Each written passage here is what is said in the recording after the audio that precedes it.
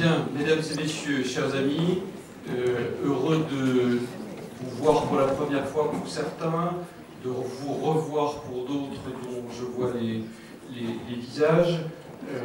Heureux de nous retrouver ce soir autour d'Alain Gérard Slama, qui a donc accepté d'être notre troisième invité.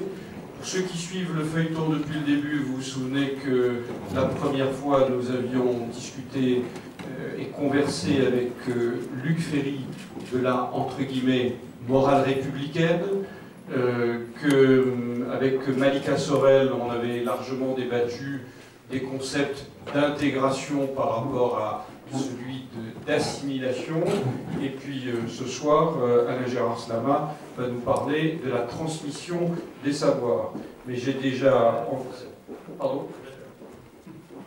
Transmission des valeurs. Oui, c'est plus logique encore qu'il peut y avoir, mais c'est pour m'attraper aux branches, il peut y avoir quelques liens entre les deux. Je vais vous laisser présenter Alain Gérard Slama tout en disant qu'on ne le présente pas, puisque telle est la tradition. Bonsoir à tous. Eh bien, je vais vous présenter. Commencer par le commencement. Alain Gérard Slama est né à Tunis, comme Philippe Séguin, comme Bertrand Delanoë. Élève au lycée Carnot, il obtient un prix au concours général et du coup intègre Normal Sup, rue d'Ulm, à Paris bien sûr. Agrégation de lettres, Sciences Po, c'est la fin de la guerre d'Algérie. Alain Gérard Slama est à la fois anti-Algérie française et pro-pied noir. C'est à ce moment-là, si j'ai bien compris, qu'il situe sa prise de conscience républicaine. Il ne revendique pas d'appartenance à la gauche. Peut-être qu'on ne le croirait pas. Mais il est incontestablement et très fermement républicain, du côté de la République laïque et indivisible. Journaliste, chroniqueur régulier au Figaro et à France Culture, collaborateur d'un certain nombre de revues d'histoire, de droit et de politique, professeur à Sciences Po, il a longtemps enseigné l'histoire des idées politiques, où je crois savoir qu'il a eu parmi ses étudiants un certain Éric Besson, chargé de cours. Pardon, si je fais ces signes, vous n'y voyez pas autre chose qu'une demande à ma chef de cabinet d'essayer d'ouvrir en grand les fenêtres. Voilà, c'est tout.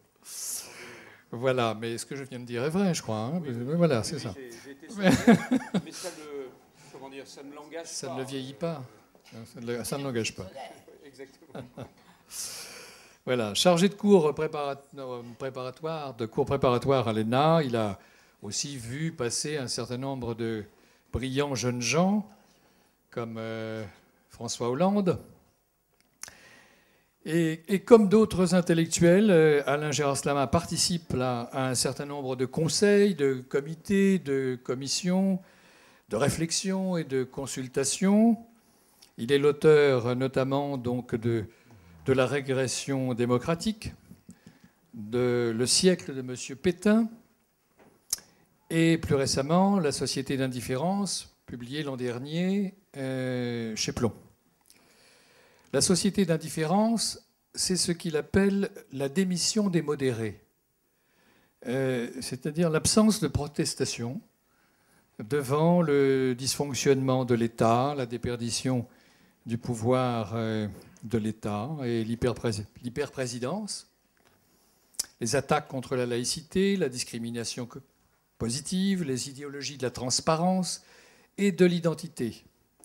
Et d'ailleurs, Alain Gérard Slama est un de ceux qui ont vivement contesté la création du ministère où nous sommes, et qui était tout à fait... Parce que là, vous étiez plutôt agréable. Et il était tout à fait hostile, d'ailleurs, je crois qu'il vous l'a dit, Monsieur le Ministre, à l'idée de lancer un débat sur l'identité nationale. Donc sa présence ce soir n'en est que plus intéressante, je trouve, et son intervention porte sur la transmission des valeurs, où il va, je crois, reprendre en partie, pendant la demi-heure qui lui est impartie, les considérations qu'il a exprimées dans un rapport sur l'éducation civique à l'école, publié l'an dernier dans le cadre du Conseil économique, social et environnemental.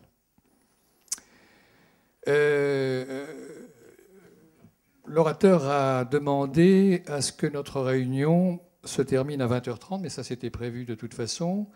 Mais il ne l'a fait pas du tout pour regarder le match Italie-Paraguay, auquel il se désintéresse complètement, contrairement à Monsieur le ministre, qui sera très heureux, je pense, d'aller voir ça. Mais bon, on lui pardonne, Alain Gérard Slama, parce que dans le contexte actuel, c'est vrai qu'il a droit à des circonstances atténuantes. Voilà. Donc, nous allons commencer tout de suite avec cette transmission des valeurs. Juste parce que vous avez cité ceux qui sont nés à Tunis, la conseillère régionale qui est au premier rang devant vous, Linda Usan, est née à Tunis. Je crois que nous devons avoir même des liens de famille. Il faudra chercher un peu. J'ai envie d'approfondir ce point avec vous. Alors, pour... Moi, c'est direct. Moi, je fais ça plus... Oui, mais enfin, vous savez... Oui, peut-être, je ne sais pas. Enfin, en tout cas, c'était simplement des affinités.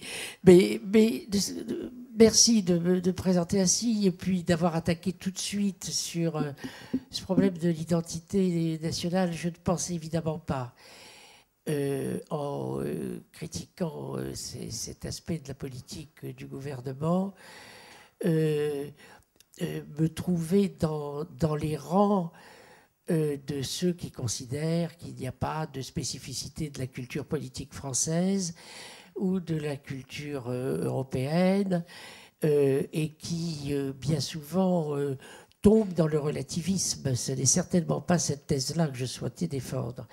Si je dois faire un inventaire préalable, puisque mon sujet, c'est la transmission des valeurs, mais avant de parler de la transmission, peut-être faut-il faire un inventaire de ces valeurs. Et si vous voulez, je crois qu'on ne va pas entrer dans un inventaire des critères de la morale républicaine. Cela a été fait magistralement avec Luc Ferry, d'une part, et d'autre part, je suis de ceux aussi qui pensent qu'il n'y aurait rien de pire que l'édiction d'une morale d'État.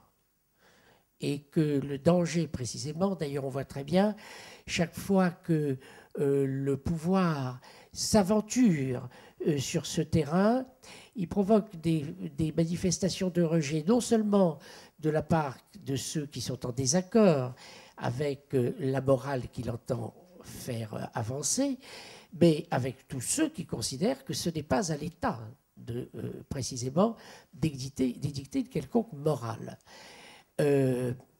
Toute la difficulté, d'ailleurs, de notre sujet vient de là. Et en sorte que les valeurs, si je devais les décrire, les valeurs qui unissent l'ensemble de notre société et à bien des égards des sociétés européennes, je dirais que ce sont des valeurs qui s'inscrivent en creux contre le phénomène et les menaces et les dangers de l'emprise totalitaire. Raymond Aron disait que l'antitotalitarisme n'était pas une pensée qui se bornait à être anti. C'est une pensée qui est une pensée positive.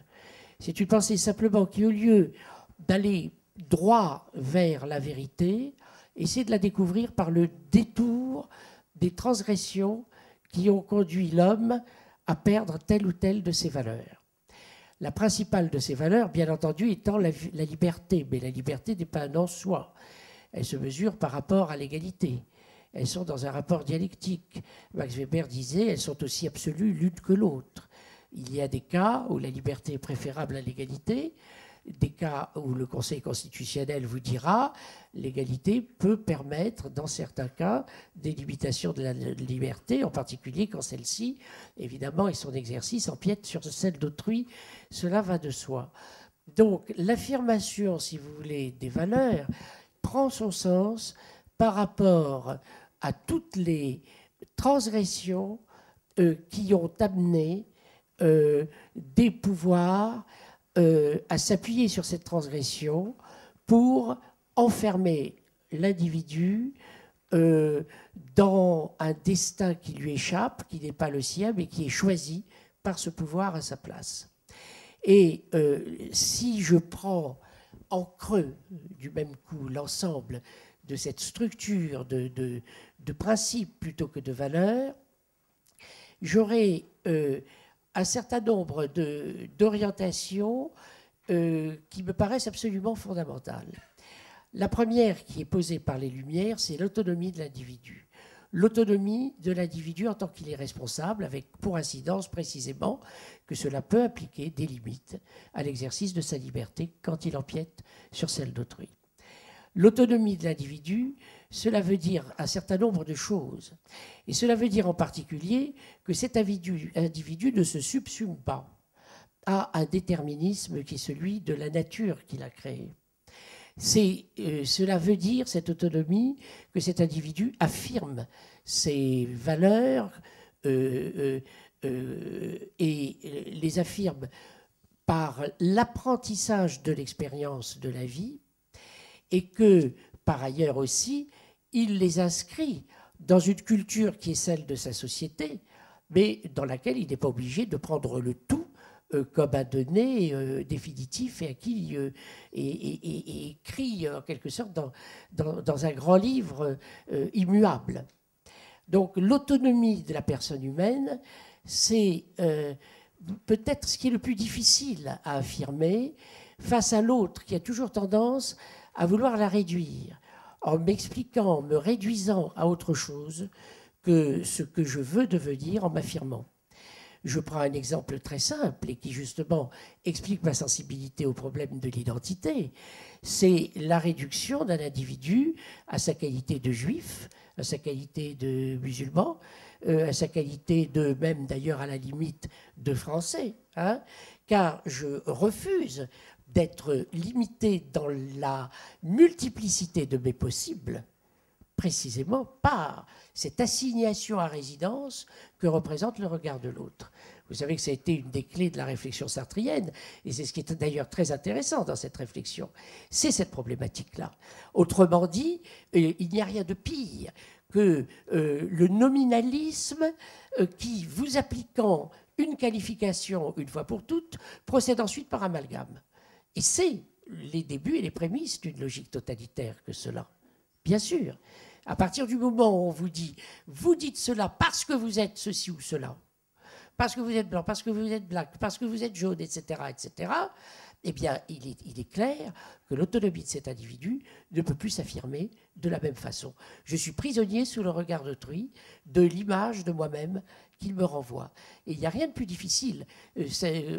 Croyez-le, quand on est né à Tunis, par exemple, hein, d'un père juif tunisien et d'une mère néerlandaise, on a souvent l'occasion de citer la fameuse réplique d'André Gide à Boris Barrès, quand Boris Barrès faisait l'apologie de la terre et des morts, et André Gide lui disait, né de père usécien et de mère havraise, où voulez-vous, monsieur Barrès, que je m'enracine, n'est-ce pas?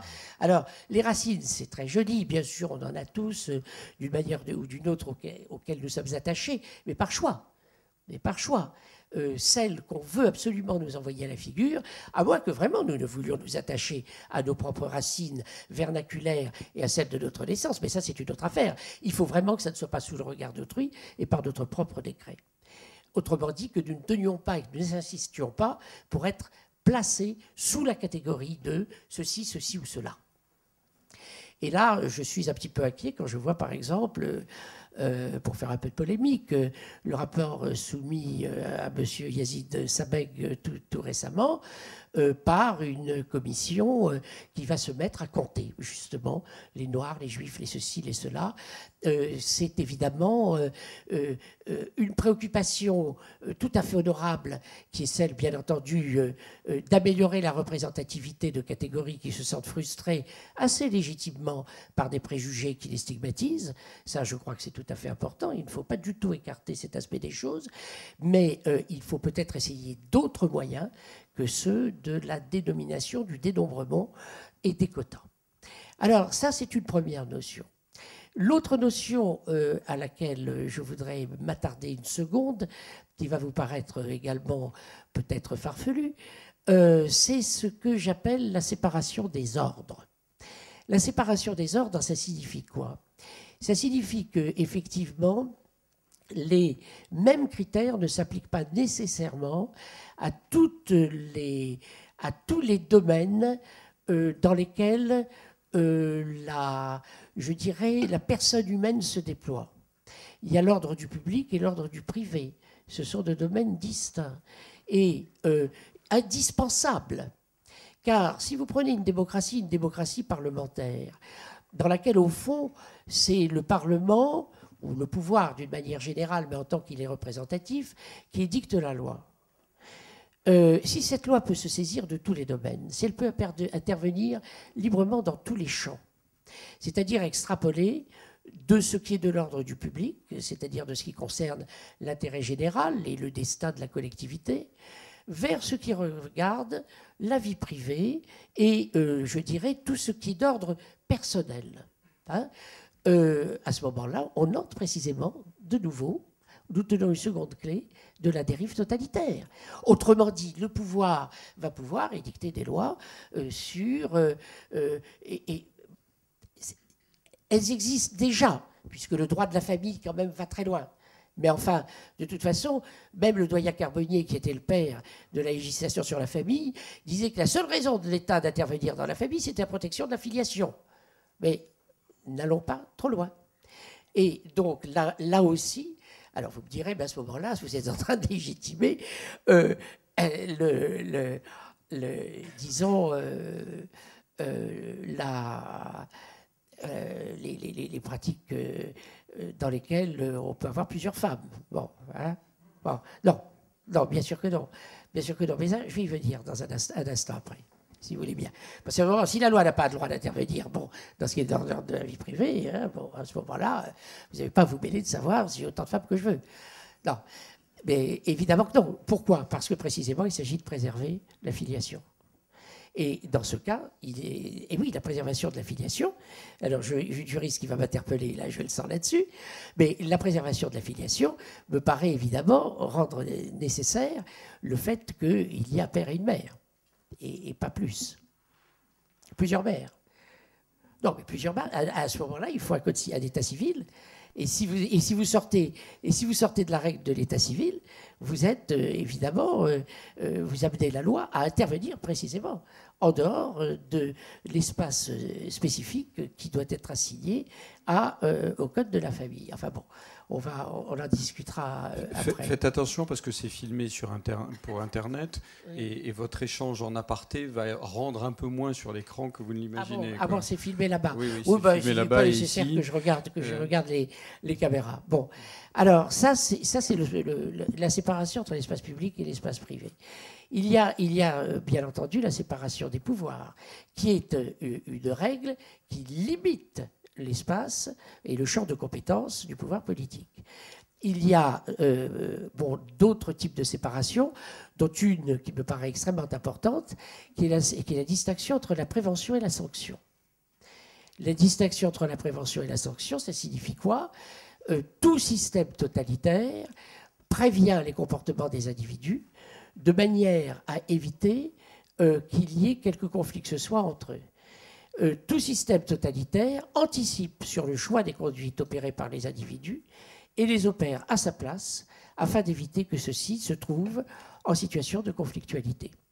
Et bien entendu, à travers l'évidence que François Evald appelle l'évidence sécuritaire, à travers l'inquiétude qu'inspire pour la société, à mesure qu'elle se développe, à mesure qu'elle est plus frileuse et qu'elle est plus confortable, l'inquiétude qu'inspire toute situation de conflit, le législateur va avoir évidemment naturellement cédé à la pente qui consiste à légiférer pour éviter les situations de conflit. Alors ça a commencé de façon assez simple par les législations en ce qui concerne la santé publique, puisque effectivement on avait des séquelles du tabagisme, et donc pour éviter que les gens soufflent leur fumée à la gueule du voisin, on a fait des lois qui prévoyaient la présence effectivement d'un gendarme derrière chaque individu, n'est-ce pas, pour empêcher cela. C'est-à-dire qu'on a défini des espaces et puis ensuite on a interdit totalement l'usage du tabac, et à mesure qu'on découvrait d'ailleurs sa nocivité. Mais ce sont d'abord les conduites qu'on a visées et qu'on a cherché sur lesquelles on a cherché à peser. C'est-à-dire que la collectivité prend des règles qui anticipent sur le choix que l'individu fera de ses risques et des conséquences de ces risques. Dès lors qu'on anticipe sur les conséquences de ces risques pour éviter ces risques, eh bien on en arrive effectivement à normaliser à peu près totalement toutes les conduites. C'est la dérive naturelle de ce processus, et c'est ce que nous voyons à l'œuvre à travers, par exemple, le principe de précaution. Bon, ces données-là sont assez évidentes, elles sont assez simples à penser. Il n'en reste pas moins que jamais, ou presque jamais, on ne voit dans un débat parlementaire poser la question du curseur qui, en effet, en fonction évidemment du fait que la loi ne peut pas aller à l'encontre des mœurs, il est acceptable que l'on empiète ainsi sur la prise de responsabilité de chaque individu qui devrait être considéré comme comptable de lui-même. Bon, j'espère avoir été suffisamment clair sur ce point parce qu'il est extrêmement important. Et la différence entre prévention et sanction, c'est que prévention, on est sanctionné avant même d'avoir commis la faute pour le fait de s'être mis en situation peut-être de prendre un risque qui pouvait y conduire, tandis que la sanction, elle, sanctionne la faute commise. Et c'est tout. D'un côté, on va dire à l'automobiliste « tu vas trop vite, tu risques d'écraser la vieille dame ». De l'autre, on ne sanctionne l'automobiliste que s'il a écrasé la vieille dame. Donc, vous voyez que ça repose sur des raisonnements impeccables. Et il ne faut surtout pas considérer que ce que je vous dis là, ça soit un discours libertaire. On a tous le droit d'écraser la vieille dame. Je n'ai surtout pas dit ça. Ce que je dis, en revanche, c'est que la question que je pose, et absolument, votre commentaire, heureusement, va m'aider, et à faire passer mon message. La question que je pose, c'est précisément celle de savoir où placer le curseur. On ne pose pas suffisamment cette question.